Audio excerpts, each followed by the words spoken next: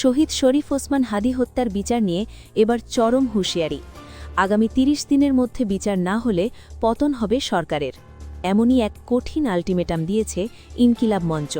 শুক্রবার শাহবাগের রাজপথ থেকে এলো এই বড় ঘোষণা। দুপুর ২:৩০টার দিকে রাজধানীর শাহবাগে অবস্থান কর্মসূচি থেকে এই ঘোষণা দেন ইনকিলাব মঞ্চের সদস্য সচিব আবদুল্লাহ আল জাবের। এর আগে ঢাকা বিশ্ববিদ্যালয়ের কেন্দ্রীয় মসজিদ থেকে একটি বিশাল বিক্ষোভ মিছিল বের করা হয়। মিছিলটি রাজু ভাস্কর্য হয়ে শাহবাগে গিয়ে শেষ হয় এবং সেখানেই শুরু হয় অবস্থান ধর্মঘট। এর ফলে শাহবাগ মোড়ের এক পাশে যান চলাচল বন্ধ হয়ে যায়। বক্তব্যে আবদুল্লাহ আল জাবের দাবি করেন, ওসমান হাদি বাংলাদেশের স্বাধীনতা রক্ষা এবং ন্যায় বিচার প্রতিষ্ঠার আন্দোলনে নেমেছিলেন। যারা দিল্লি তোষণ করতে চায় এবং সীমান্তের লাশ ফেলতে চায়, তারাই তাকে পরিকল্পিতভাবে সরিয়ে দিয়েছে। তাদের ধারণা ছিল হাদিকে হত্যা না করলে তারা ক্ষমতায় টিকতে পারবে না। মঞ্চের পক্ষ থেকে অভিযোগ করা হয়,